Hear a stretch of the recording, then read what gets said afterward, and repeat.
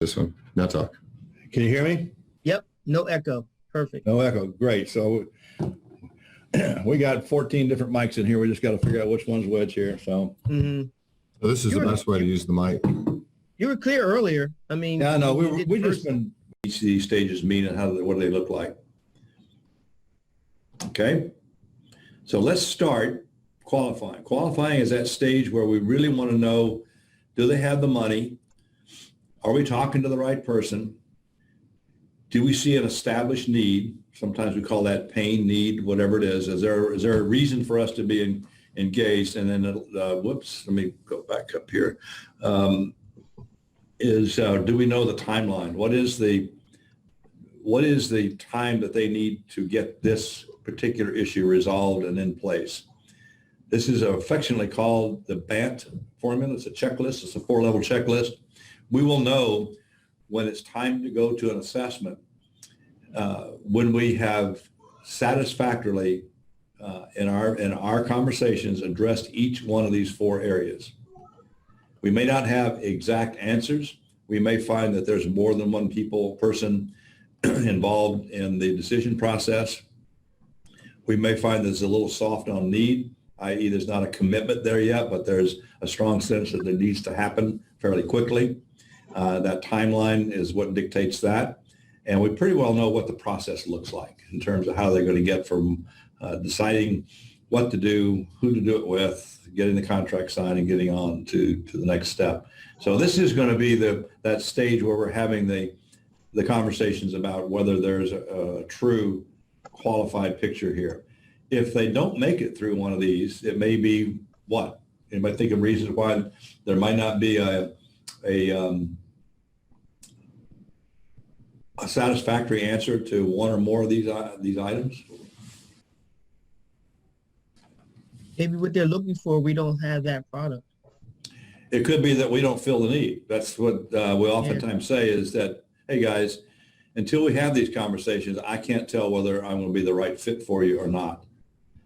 That is a form of what we call a reverse in our sales process. It's one of the artistic sides of the science, is that you acknowledge or you tell your prospect up front that, hey, I may not be the right fit. Now, how many salespeople have you ever encountered that will tell you that I may not be able to do this? Very few. Have you ever had that situation? Very few. Very few. Yep. So do you think that might surprise the person you're talking to hear that? Yes. Yes, it will. It is a very, I think, a very powerful technique. We call it the reverse, and that is to do the unexpected. Don't fall into the trap of acting like a salesperson. Say the things, do the things that represent what you want that are in the best interest of the person you're talking to. Acknowledge up front that you made things like, well, I may not be the right fit, or until we have these kind of questions, I wouldn't feel comfortable in giving you a quote. Oftentimes you'll be saying, well, what do you charge? Well, I won't know what I charge until I understand what your needs are. And that's a very, very important aspect. And if you get pushed into that corner and you start saying, well, it's, something, I don't know, but probably around $100 a month per device, you might scare them off inadvertently by just blurting out a number that they have no context with, or you don't have a context with to know what it really means. So you can say no in a nice way. Oftentimes you will get pushed into a corner. I'll show you some tricks to do. You can use to deal with price if it gets down to a hard number or a hard push to get you to say something. So these are examples where you just may not know everything, but you got a good sense that says, okay, now the next step is to move from qualifying to qualified. And by the way, you're always qualifying. I think that it's a myth that you can have a fully qualified client every time you move into an assessment process, the deep dive, but you can be very close to it. Hey, Jim. Yes, ma'am. Yes, sir. And also in that list that you gave me, that you just presented, I would guess that they don't have to be done sequentially. I mean, based on Absolutely the not. conversation. Okay. Right. This sequence is because it spells something. That's the only reason it's there. Yeah. And I can't think of another combination of four-letter words that would mean anything. This doesn't mean anything too, but it's easy to say. So that's the only reason it's got a sequence there. But you're right. You may find that you don't know all the things, and maybe even until you're into the assessment itself at a little bit more deep level. But you've got a good sense these guys are for real. They've got some questions themselves that they're trying to answer. And they may not have the full answer for you on day one or conversation one. Make sense? Jim? There we go. I can get a better picture of you here. Okay, so we got that qualifying at stage. We got a question for you, boss. Yes. Hey, Jim, I was just wondering what kind of sales process do attorneys follow? The what now? The attorneys, the law officers, because I was talking to one of the attorneys and he was kind of so vague. Like, I don't know how much it's going to take and how it's going to charge. I'm not the cheapest, but, it was just so vague. What kind of sales process is that? I'm going to get to that. That's a good question. That's a hard answer because sometimes you don't know. You just have to kind of get a sense of what's happened before, what kind of conversation you have now, and what are they looking to do. If I understand your question correctly, they'll push you all the time into areas that you may feel uncomfortable yourself going into because you don't know the answer. And I think the best way to say, to respond to that is, that's a great question, but until we have a little deeper conversation about your needs or a little bit more conversation about what your process and your timeline is, I won't be able to answer it fully. And price is a very good example of that. They want to push you to price very quickly because they just want to kind of they think you're a plumber. A lot of people think we are plumbers. I got a $90 an hour rate, and that's what it's going to cost. Well, the guy down the street, $75 an hour, I'll go pick him. And that's what we want to avoid, is them pushing us into a corner that will give them information that they apply to their criteria in order to make a decision, which may not be the right way to make a decision. My answer to when people ask me about what do you charge, what is your hourly rate, thinking that's the way they do things, my answer is, well, we don't charge our services on the basis of hourly rates. And that usually shuts them up pretty quick because they don't know what to say. Now, yeah, we charge projects if it's a project to come in and migrate to Office 365, I could say, well, it's $100 per computer or $50 per mailbox or something like that. That's a pretty rote number. But if it says, what are your managed services costs? What's your hourly rate for managed services? I'd simply tell them we don't charge by the hourly rate. We charge by the service level. And that diffuses some of these questions or defers them. And then you immediately say, I'll get more into that as soon as we have a better understanding what your needs are. I don't want to price something that I don't think you need. Yeah. I think that works with a lot of things, Jim. I like the way you said that.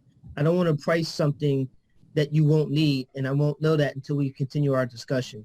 Because the place I go to for work on my car, the reason why I still go to them this many years is because I've gone thinking that I needed something, and I know that someone else said I needed it, and these guys look at it and say, you know what, I could charge you for this, but it's not necessary. You really don't need it. So it's like, okay, I just saved some money. You know, he could have just charged me. Right. Yeah. So that's why I still go to them. Yeah. No, that's very, very good observation, by the way. You'll oftentimes find that there are things, especially if it's a shop that's got an existing provider associated with it, that there'll be stuff in there that they don't need because, unlike the CMIT system, I like to say, is that we have an ethical way to approach things. We sell them what they need, not what we have. By the way, I stole that from IBM from about 40 years ago when mainframe business, when they used to put that into Wall Street Journal ads. But it's exactly what we're saying here is that we want to make sure we give you what you need at the most affordable cost we can, but nevertheless, it does the job. We may not need overkill or extras, and if you identify that as you look into a customer or prospective customer's current environment, you're likely to find a lot of that. Any other question on the BANT formula? I'm going to put it to work here in a minute so you can see more of how it works as we go through the assessment. So we want to start this qualifying process out really with that initial conversation. This is probably not going to be the first time you met the person. It may be a lead follow-up. It may be somebody you met at a virtual networking event. It may be something you got a referral from a client or one of you, maybe your BNI leads group gave you a referral, and you start a conversation. And this is really discovery. This is really exploratory work on your part. You would probably start off with something very similar to what we just talked about earlier. And tell me about what's going on in your industry. I know a little bit about your industry. I know you're a CPA or I know you're an attorney. What's going on in your world? Are you transaction law? Are you criminal law? What kind of operation do you have? What are some of the challenges you face? What's going on in your market here in San Antonio, TAM, for example? In the legal market, that might be something you could get a conversation going with. How's that affecting your business? How's that affecting you? So these are the initial conversation pieces that you'll be starting down that exploratory process with some very high level, very general questions, which help you get started, help you form a path, helps get the other person comfortable in the conversation and get you into a sort of that initial relationship building, that bonding and rapport mode of the engagement. So a one-on-one conversation, just to kind of carry that a little bit deeper, is that face-to-face or virtually face-to-face, virtual to virtual meeting that you have with a client to learn more. It probably is after you met someone at a networking event or you got referred to them or as a lead that came in. You're going to start the conversation out pretty much like this, is have that first conversation. You want to learn a little bit more about who they are. You do that not just by asking them, you do that by preparing. So if you get a web lead, what is the first thing you do? You might want to volunteer an answer to that. If you get somebody calls in or get a web form fill, what do? You Google it, right? Google them. Google it. Go to a website. Google what? What do you Google? Company name. Name, company name. What about their name? Oh yeah, what about that? Might be surprised what you find, so be careful. Go to Facebook, check out LinkedIn, see if you got a connection somewhere. Go to an industry page. There's a lot of free industry information out there that talks about the law industry, the CPA industry, accounting, manufacturing. You find just about something somewhere about just a little sniff, a little taste of what's going on in that industry that might give you some little conversation charge points that you can throw into the mix as you talk to these people. I'm not asking you to go out and do a day's worth of research in the library because you got probably an hour to 2 hours to pick up the phone and call this guy back. But don't go into that conversation without having some information about them. Yes, you're going to ask them tell me about your business. What are the things about your industry that you're concerned about? How's that affecting your market here in San Antonio? What's going on in Dallas? Ask the questions. Be conversational, get them moving into a deeper level conversation as you go down that funnel. And what you want to end up doing is saying, well, based on this conversation, am I something that you need, or do you have something I care about? If they're a prospect, you feel that they are in an industry, they see a need, that they've got some conversation about, we're concerned about our IT operation. You find out a little bit about who they are. You start checking off that BANT checklist. You're going to get to a point where, all right, am I talking to the buyer? Great. Let's get ready. Let's move into another stage of the operation we call the assessment to get to the deep dive. It may be that this person is not really a good fit for you. They're a unique shop, or they've got some other characteristic about what they do. They're a point of sale system retail outfit, and they don't really fit the needs and profile of what we do for clients in that market. But they might be a good referral source. They might be something that you could use to get, maybe we could share each other's Rolodex. Maybe we could help each other with our networking and just be a good referral source. You may determine it's not a good fit, just outright. As I mentioned, it could be your unique shop or whatever, or they just may not be ready. So once we either qualify them and move to the next step, go to the buyer conversation or confirm that we're in a buyer conversation, or we classify them as, hey, you're a great referral source, you're not a good fit, or it's just a no, not now, you're not ready for me, put them into that nurturing cycle, get them on quick tips, get them into a regular follow-up, a regular email every 90 days, see how they're doing. These are the kind of things that you do what we call the nurturing cycle. But we do want to have an outcome. We don't want to just have the thing sit there and linger. We want to get it set up to follow up, or we want to get it set up to go through the next step of our sales cycle here, which would be that buyer conversation.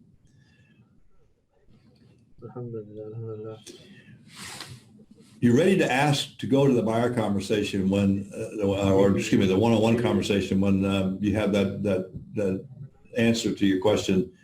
Perhaps we should get together and just learn a little bit more about what you're doing, probably here at this networking event or over the phone in a BNI meeting is not the best place to do that. They show an interest, they express a concern, they want to learn more. That's when you kind of invite them into that conversation, start that one-on-one conversation with the objective of checking off as many of the BANT checkpoints as you can in that conversation. If you go all the way through, you will have completed both the one-on-one conversation and the buyer conversation. If you look at those two together, that could be one meeting, or it could be four. So don't try to force fit it into what it's not natural for it to be. If it takes a couple of phone conversations, takes a couple of thoughts, takes some, hey, I don't have the guy that makes the decision here. I need to introduce him to this conversation. Great, let's have that conversation. But ultimately, if you can know that you're talking to the authority, that you know that they have a budget, there is a need, and there's a timeline that you can identify. You've completed the first two steps of this process, and now your invitation is to let's have an assessment. So the buyer conversation is going to be to fill out that band chart. Is you've got the sense that they're a great prospect, but maybe you're not talking to the business owner, and you really want to have that conversation. You might be talking to the office manager. You may ask him at this point in time, can you introduce me to the office, to the owner? I'd just like to get to know them. I'm a business owner myself. I'd love to get to know more about them. Let's have that conversation. We further qualify them. And again, we either say, hey, the buyer is there. We understand their process. We understand what they want. We've successfully checked off the BANT checkpoints. We now either set up the assessment, or if we can't check all those checkpoints off, we go back into that nurture mode again. Not ready, not quite fit, but let's keep them in tow, in communication, nurture them with quick tips, nurture them with regular marketing campaigns, check back with them every 60 to 90 days, see how they're doing, and keep that cycle going. By the way, nurture cycles, we have seen very, very successful businesses close 2 years after the initial conversation, 3 years with one case with Tom Birchlaw. It's just finally 765 days, I think it was, almost a little over 2 years. And it started off with an assessment. 2 years later, they got a phone call, can you meet next week and give us a proposal? It just took them that long to get to the point of where the need became more painful than the cost of the solution was. Not that Tom didn't do anything those 2 years. He kept them on quick tips every week. He checked in with them once a quarter, see how they're doing. Kept a little bit of a nurture campaign going. So there was contact and a process through which we kept in touch. And when that guy was ready, he picked up the phone, called Tom, said, let's go. So a sales cycle could be 2 years, 2 days, 2 months. Just have to be prepared for that. So once we get through that buyer conversation, we've got those checkpoints all to the point where we know this guy's real. We're talking to the person who's going to be the decision maker amongst the decision maker. We know the budget. We're ready to go to that next level of discovery. We need to have a deeper level of discussion, both technically and business-wise, to go through the details of having met the BANT criteria, to go through the details of the next step. So the next step is to go to the assessment. That assessment really is your first long meeting of a deep dive nature where both the business case is going to be discussed. What are the business issues you're dealing with? And a technical assessment will be performed by your technician, service delivery guy, whatever you call them. And that's where we are in the stage of we know that they are qualified. We haven't won the business yet, but they're qualified based on what we know from the first initial conversations we've had at the top of that funnel. And we're really into what we call serious discovery. What happens there is to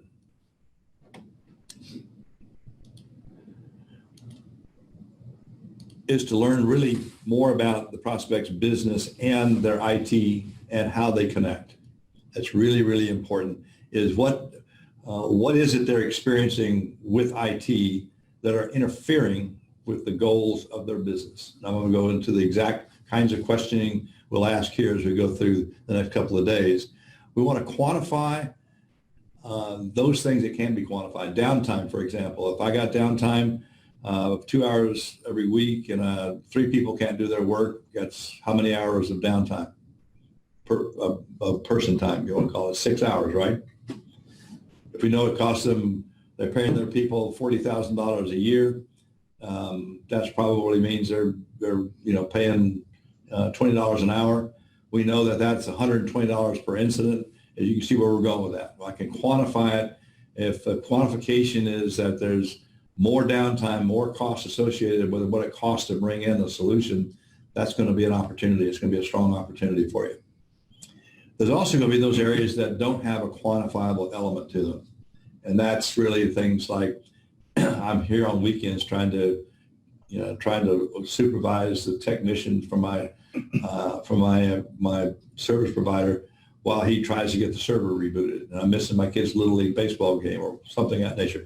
That's important, personal, but nevertheless, probably not quantifiable pain. We want to look for both because they are both important in this person's decisions process. Make sense? You ever have felt that way? Why am I sitting here on a Saturday afternoon when I could be out with my wife and kids? Or I'm missing poker game. I've done this before myself because we can't get the server started. And my Monday night game is going on without me. And only good news is I won't lose my $100 tonight. So, you just got to kind of play that and understand that there is both the personal as well as the quantifiable business issues that come into play here. You want to find out, during the assessment is make sure that they have a budget or an expectation, obviously, that there is a fee for service at play here. We want to make sure that we're not overloading them.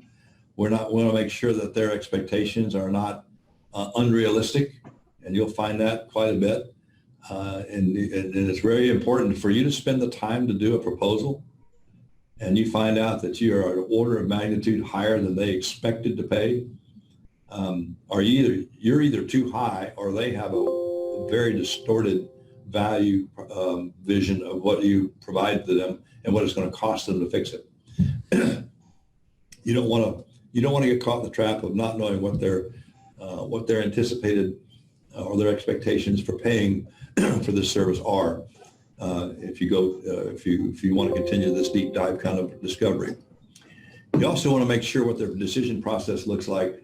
Not only who makes it, who contributes to it, but when it needs to be made, when it absolutely has a drop dead date.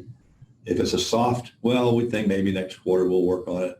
This is not a commitment, guys. This is really more of a, we're thinking about it. We're kicking the tires.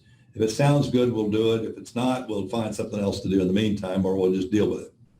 So you really want to get a sense of what their decision process, who makes it, when do they want to make it, when does it have to be made? And then I always ask the question, what happens if you don't make a change? If you decide not to move forward, what happens to your business? Get them thinking about that.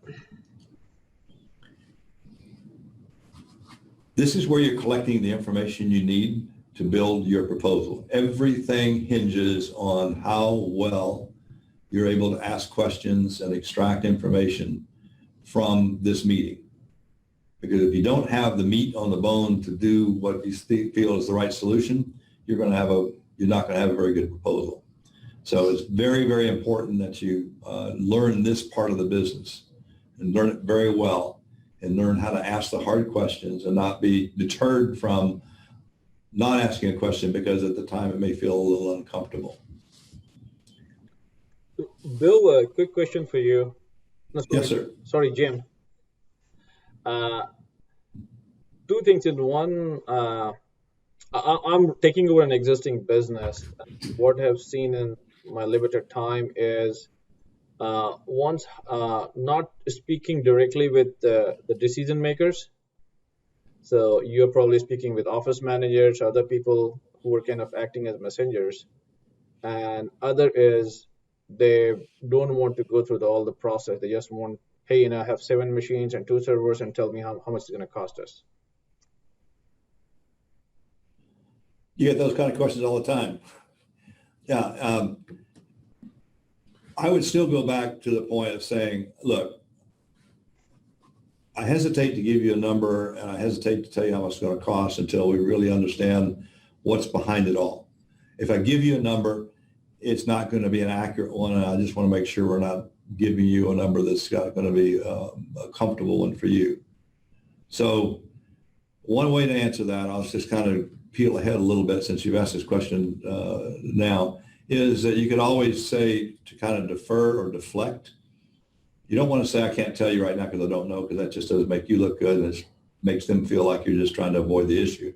But you can tell them, and this is where you got to be kind of quick on your feet, is that based on other clients like you, similar size, similar need, I expect my proposal to cost our level of service based on what I see so far to cost between X and Y, and give them a range, give them a bracket, and say, until I can get the details that we need, I won't be able to give you any tighter estimate than that. I hope that's okay. And that's the way you would approach it. But you better be pretty sharp in your penciling here, is you better know what the upper and lower range are really would be, because you don't want to come in, well, I really kind of messed it up. It's really twice that. That's not going to work to your credibility at all. So you could say that, and I usually look at if it's a managed services situation, I know that if I'm going to charge Ultra, it's going to be $100 an endpoint. If I'm going to charge Marathon performance level, it's probably more like $75 an endpoint. I can say somewhere between, you got 10 systems, somewhere between $750 and $1,000 a month is typically what I would see in a range of services for a client like yourself. And I would just use that. Now I would expand that range a little bit to keep it comfortable. The two things I would do is make the upper range a little higher than you think it'd be, and I would make sure the lower range is closer to what you think it's going to be. So it looks like you're not trying to max out, between $750 and $1,200 a month, and you show up with $1,200 a month, is going to feel a lot different than if you showed up with $825. So you want to make sure that you're comfortable enough with your business, and you will get there. You will get there to be able to say that I can look at it, I got to get a sense of what's going on, and when pressured into wanting to get a price, use a range. Don't use an exact quote. No, thank you. I think that's a really good advice. Thank you. Yeah. Okay. Once we go through the assessment, we now have the fodder for the proposal, and this is where all the fun starts. We're going to go through an exercise later this week of actually having you do it. The purpose of the proposal. What is the purpose of a proposal? Can I ask anybody what they think, why you give someone a proposal?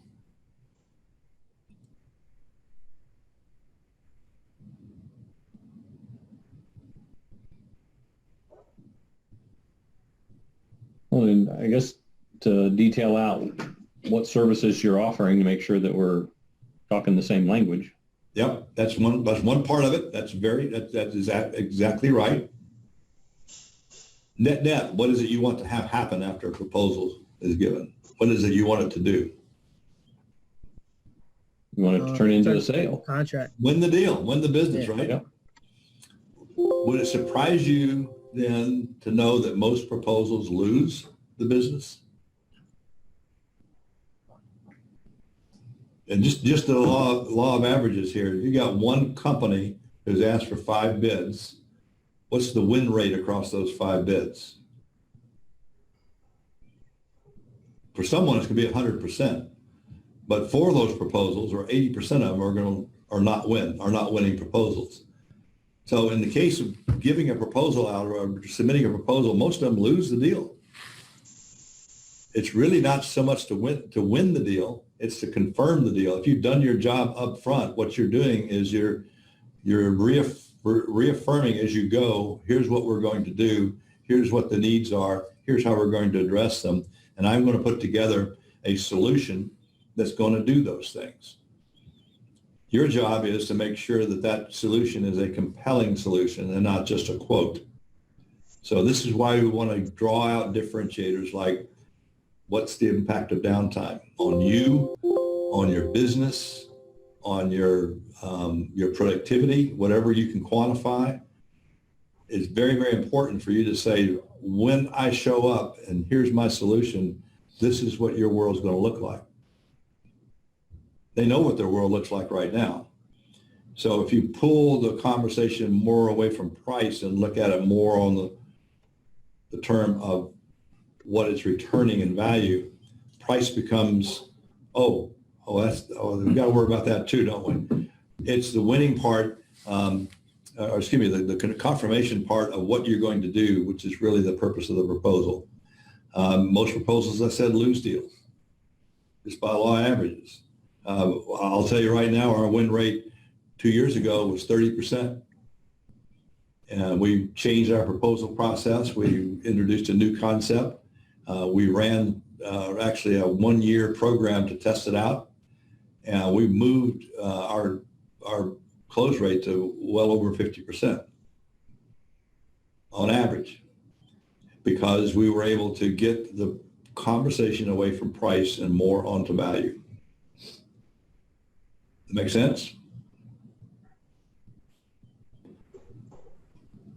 In that proposal, we're going to thoroughly recap what was said and what was determined in terms of the need or the pain. And we'll cover what the solution is going to look like and how it's going to make that different, how it's going to eliminate that pain. And we're going to talk about the investment required to get it there. Those are the components. Those are the situation, the solution, and the investment are really the 3 key components of what we want to accomplish in writing a proposal. We won't get that data until we have a really knock 'em dead assessment. If we don't do the assessment and get that nailed, we're not going to have a proposal that's going to help win the business.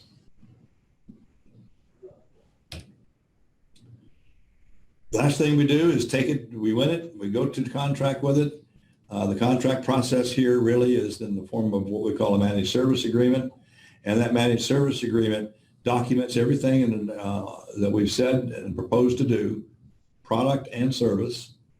We establish when things start, what the payment terms are, what the renewal terms are, and if there's any issues about failure to comply or not meet the contract, what are the remedies, what are the options and remedies in that deal. Contracts are, to me, the worst things in the world. I don't like them, but they're necessary.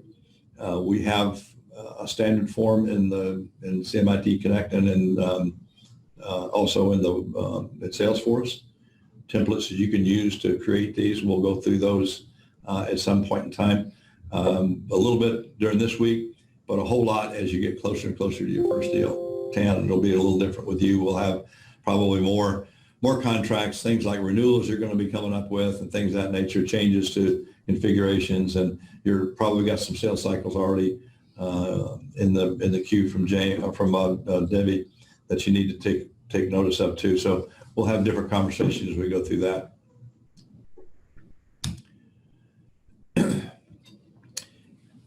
One important thing about a contract is it does show what's not included. This is something we oftentimes overlook. A contract all of a sudden becomes interpreted by the client to be everything and anything. So we want to make sure it does not include things like on-site work after hours, after business hours, or on holidays. It does not include anything that's not previously recorded or included, in the statement of endpoints that are covered. So you want to make sure that you bound things so that there's not any confusion as to what's included and what's not included. So those are the sales stages that we talked about. This is the mechanical path of taking a prospect from initial conversation through to client. And it includes the first conversation you have after you've had that casual contact at a networking meeting or a referral or whatever. You have that first conversation, you go through, make sure you check off the BANT. And when you're there, you're ready to ask for the assessment. When you complete the assessment, you've got the fodder, the components for your proposal. You win that proposal through compelling value proposition. You enter the contract stage, and then you enter your service delivery and onboarding. As you'll see in the sales process on the left here, these are the things that happen throughout the stage of the cycle, just kind of as a flow. There's a similar flow diagram that deals with Salesforce, where you enter everything. By the way, you're going to hear me say this so much, you'll be blue in the face when I'm done this week, is everything you do, record in the Salesforce. Any conversation, any email, any meeting, any action that happens between you and a client gets put into Salesforce, so you have a full track record of what's going on. Especially important during the sales process, because it is going to guide you where you've been and what conversations you've had and where you need to go next and what steps you need and what information you need to take those steps. So as you go through your qualifying stage in Salesforce, you want to log all your conversations. You want to enter it as a new lead first, obviously, then log all your conversations from there as they happen. There may be more than one conversation that consists of a one-on-one conversation. There may be several stages of it, for example. Once you do the assessment, you update the opportunity stage to the assessment, then same thing for the proposal. And finally, on the contract, as you close it as a one, you close it as a loss when you get to that point. And now you can promote it to a customer. So we'll talk a lot about what is the flow through the sales stage and how does that parallel with what you document and what you carry and put into Salesforce. Very important in order to keep that information flow and the history together. We are required to do Jim? the same thing for hardware proposals? Yes. Yeah. Any whether it's product or services, hardware or otherwise, whether it's services, hardware, RMM, you're going to log it. You're going to have that conversation because that's going to be your product mix throughout the growth of your business. You're going to have all three of those components in there. So I'm not clear about the budget and authority. So if I get a request, I'm supposed to ask them, like, do you have money to do this or buy this? You want to do that? I may not be so direct as you are in asking that question, but I would say, well, what's your budget for it? Or what are you expecting? What kind of, if you're asking me to buy something for you, or if they get a call saying, I'd like to get an upgraded server or whatever. So what is your anticipated spend for that? I want to make sure we keep it in the ballpark here. If they're reluctant to tell you, say, well, is there a particular range that you expect? We need to talk a little bit more about the specification and what it is you want to do with it, so we make sure we size it right and configure it right. So there'll be some more questions I'll need to ask to give you before I give you a price on it. But we will, just offhand, what are you budgeting for it right now? So those are the kind of conversations you'll have. You want to make sure that they're willing to pay for it and are able to pay for it. So willing and able is a real key aspect of asking more about the budget. And what about authority? Because in my opinion, a lot of times we get requests from project managers, office managers, project engineers, and seems like they're just trying to gather information. Sometimes they're going to just want to can you send me a quote? Now, in the back of my mind, I say, for what? I'm not going to say that to the client, to the prospect, but can you tell me more about what you're looking for? So the first thing I want to do is get them talking. And is this a quote? Do you need it for a quote, or are you ready to take delivery of this, or you need it right away, or whatever? And who's going to make that decision? So you're going to have those kind of conversations. You'll get those questions all the time, and you'll get calls from office managers. You'll get calls from people that are probably second level employees that are just looking for a price quote because their boss told them to go get one. You kind of got to sort that out in the process. Who's the authority here? That's why we have these questions, these conversations about who do I need to be talking to in order to give you the information you need to make a decision. So I'm a little old fashioned. I like to pick up the phone and call people instead of emailing. Is that the approach you would recommend, or emailing is a good option? What, for you to be emailing to your prospect base, or like if somebody calling you? For example, if somebody calls me for a quote, I would rather call them and understand more what they need, or if I send them something, again, call them and say, hey, I sent you this thing. Did you get it? Do you have any questions? Yeah, if they call me, I'll call them right back.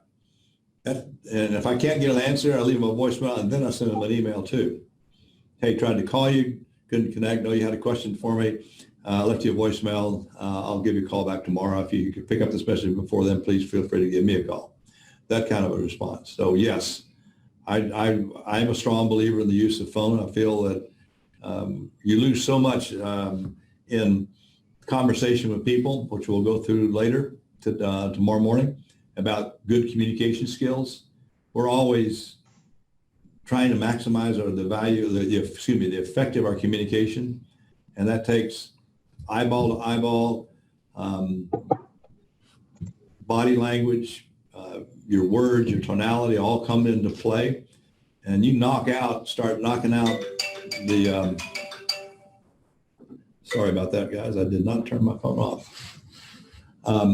When you start knocking those things away, the first thing it goes, if you don't have good eye-to-eye contact, I'd say this is bare minimum right here. We can see each other's eyes, but we're not in the room together. We don't have the ambiance. We don't have the look and the feel of a room. We've lost a great amount of our body language aspect of our communication. You take the voice out of the picture and it's left words in an email, you take another big chunk out. So whenever I can give maximum value to my communication, I will do it. So phone calls are always better for me to make, but I always follow them up with an email, even if I've left a voicemail. Make sense? Yeah, thanks. Yep. Hey, Jim, when we put the information in Salesforce, is anybody else tracking that besides ourselves? I mean, I know we have our own login and like that, but when we have a prospective client and we're going through those stages, is there someone else that has access to that information? You only have, I have access to information, Adrienne does, and the coaches do, but nobody other than yourself outside home office authorized individuals has access to that information. Okay. Is that your question? Yeah, because the reason why I asked is as we go through these stages, and I know I'm in a franchise that's well moving forward and is well versed in a lot of these areas, but is it that you guys would notice something and kind of like ping us and say, hey, Stan, we noticed that, you've had this conversation, and we noticed that you mentioned this. Is it you guys would be looking at those kind of things to say, hey, Stan, we noticed this. Maybe we can help you with it without me even asking. Is that something you guys monitor? Or? Well, I won't say we're not monitoring it like your mother would, in the sense of we look at KPIs. We'd say, well, how many activities, how many calls did Stanley make this week? How many buyer conversations did you have this week? But there's no assessments. What's going on there? We've seen those assessments are not up to as many conversations you seem to be having. You're not converting those to assessments. Let's take a look at what's going on. Gotcha. And maybe we just dig deeper and see what's going on. First thing I do is ask you, what do you think about that? Where do you think the disconnects are happening and what can we do to help? And we'll dig down and we'll find reasons and look to see if there are some ways that we can tighten things up a little bit and make it better. I'm not going to go hunting necessarily for particular reasons. I'm going to ask you first if I see that the KPIs are not falling to what your expectations are. By the way, those are your goals, not mine. If you're not meeting those goals, you're going to be uncomfortable about it. You probably will ask me first, but if I see it, I'm going to ask you. Got you. And you mentioned a number of times some quick tips.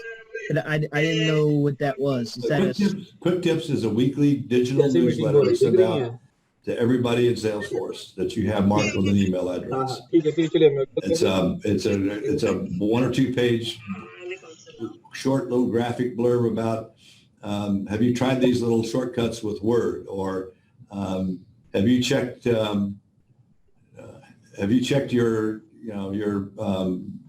admin for cybersecurity awareness, or what do you call it, security awareness training, this to see if there's some things you can do to improve your ability to trap or handle spam and phishing attempts.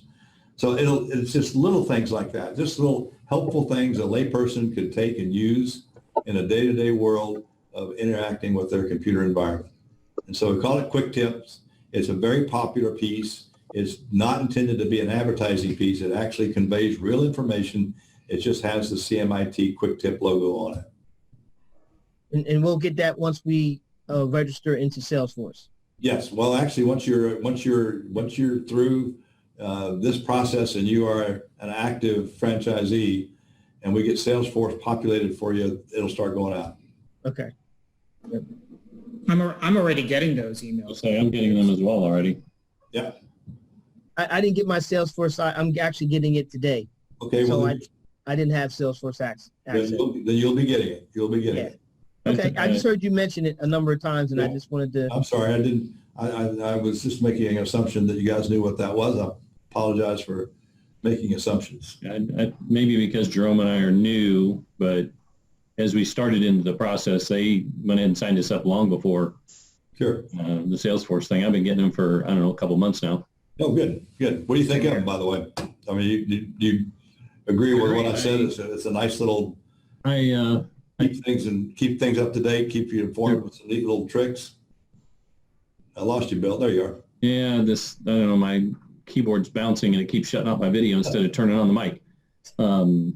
Yeah, I tried. I actually there was one recently out, an article that I found and I put on Facebook and on LinkedIn, but just to share with people. And I think there's a great opportunities to get them out into your network. It talks a little bit about the business itself, because it's all CMIT, but also gives them a little something to chew on. Good. Thanks for that feedback. We're at break time. We're at the lunch hour here. So before we move into the proposal stage, we'll save that for after the lunch.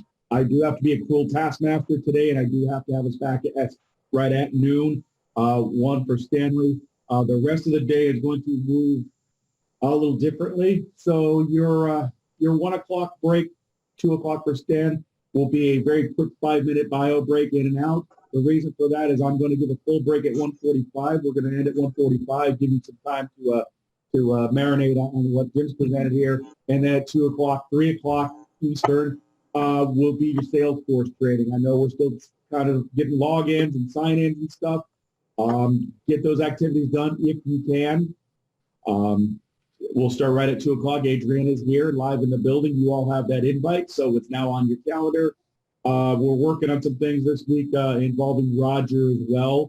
You're going to see a couple more meetings pop up. One of them may be a 4 o'clock, 5 o'clock Eastern meeting. Be prepared for it. We're still trying to figure that out. It's not today, but we do have some time on the books with Roger. We're still trying to work that out for you because definitely wants to know how we're doing. And if you have thoughts, questions, or concerns about CMIT stuff, life in general. So be on the lookout for that. Any other thoughts or questions before we head to the break? I have a question for Jim. You had mentioned like during the one-on-one, during the qualifying process, and then possibly the assessment, you mentioned face-to-face meetings with the client. How are those conducted nowadays? Are they And Are they, I'd say mostly virtual now. You will find as you get deeper into the sales cycle and you get tighter with the client, and the conversations are getting deeper, that some of those may turn into face-to-face conversations. Paul Akura gave our group a couple months ago, our weekly sales office hours, a story of how he did an entire deal from initial introduction to closing the contract on Zoom. So it is being done, but you will find as the relationship tightens, you'll see each other for coffee. You might grab lunch. You might go into the office to do the technical assessment so you can count the devices and do the physical inventory. Certainly, you got to go in there to install. So you'll find that as that relationship builds toward a client relationship, you're likely to have a more comfortable environment for face-to-face meetings. okay, thanks, Jim. Sure. I'll put a quick little slide up here on the screen for you guys to look at. There are a lot of resources out there. I just listed some of the major ones that we'll talk about and where to find them. And they're going to be in a combination. They're either going to be in Salesforce, they're going to be in CMIT Connect. I'll assure you that. If you find something or need something, you can't find it, let Chris, let me, let your folks know. We'll help you. We'll get it through. A lot of stuff out there. I recognize a lot of good stuff, but we need to make sure you know how to get to it and where it is. So try salesforce.com or CMIT Connect first if you're looking for documents. And if you can't find them, we'll help. So with that, I'm going to let you go off for lunch, and I'll see you at 1 o'clock. Go. 12/1. 12/1. 12/1. 12. Yeah. 12 Central, 1 Eastern. We'll see you then. Right. Got it. Okay. Take care, guys.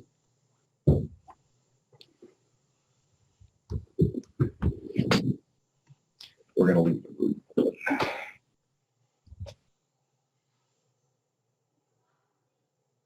And applying a behavior to it, practice it in this case, do it enough times where you get good at it.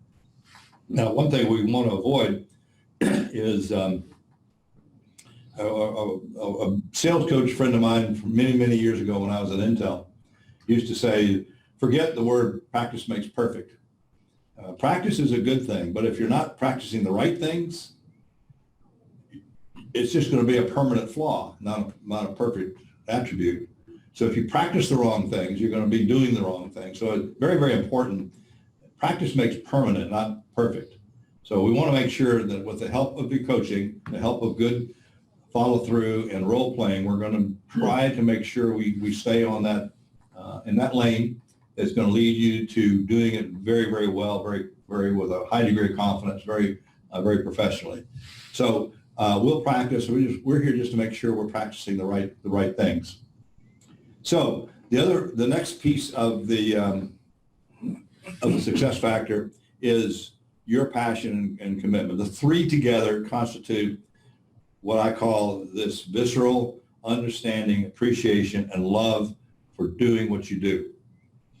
I can help you with the techniques. I can introduce you to them. We're going to coach you through the behaviors, but you and only you are responsible for bringing your passion, your commitment, and your perseverance to the table. I can't give that to you. As much as I'd like to, I'd love to be able to give you a little formula that would just make it happen. But I assume you're all here and you brought that with you. And then I'm going to focus on how do you learn the right techniques and really get good at them. And that's where we're going to be your biggest help. That make sense, everybody? Great. Okay. Jim, a quick question for making the phone call. What are the things we should never do? Never do? Let's see, there's probably hang up would be one thing. Probably the worst sin is not to make the phone call at all because you have a fear of it or you don't think it's going to be necessary. You assume it's not going to work. I'd say that the worst thing you can do in a phone call is not listen and try to talk too much. It's like in any other case of communication, is that you start off in your blurb and you talk, and you get off, you finish, and you realize the person's already hung up on you. That's probably the worst thing you can do.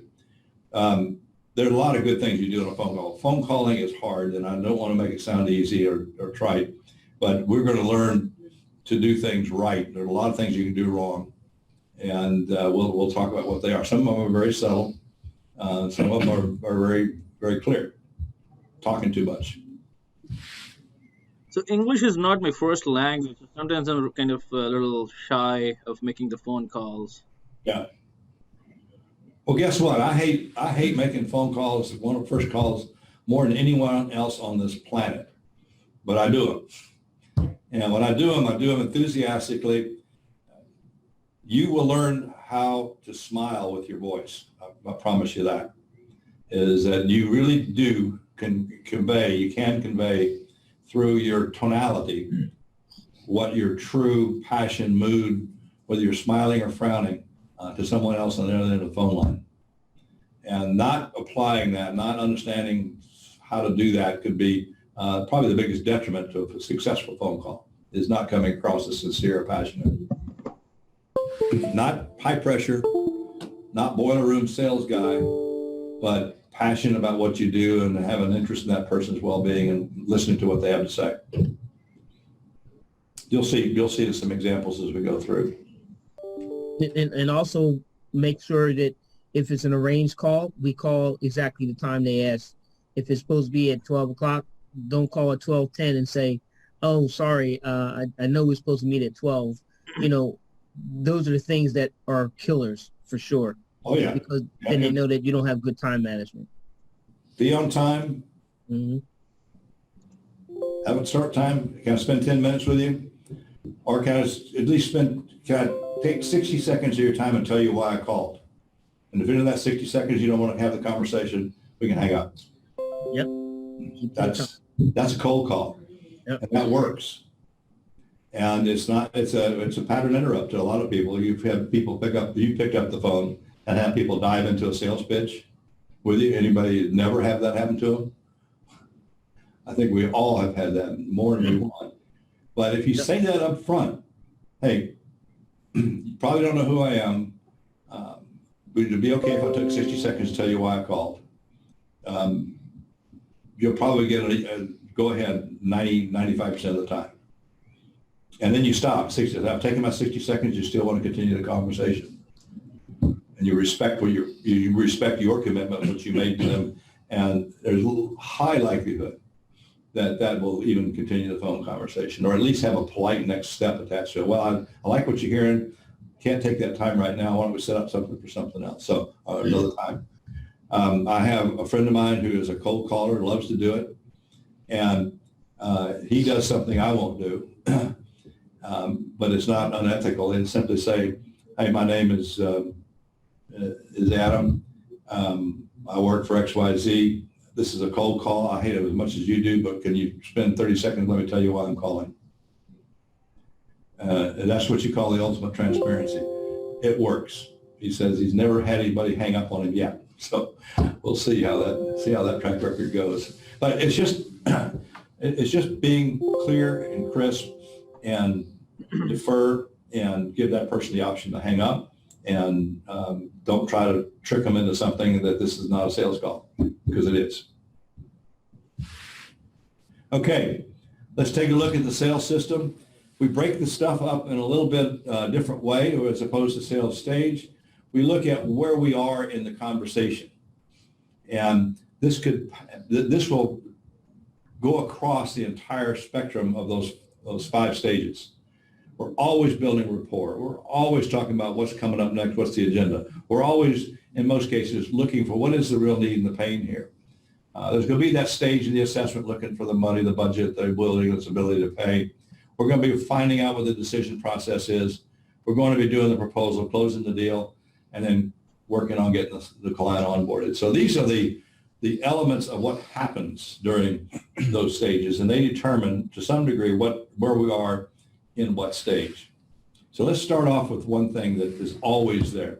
It never ends. It's in every stage of the sales process, and that is your continuing to build a strong rapport, bonding relationship.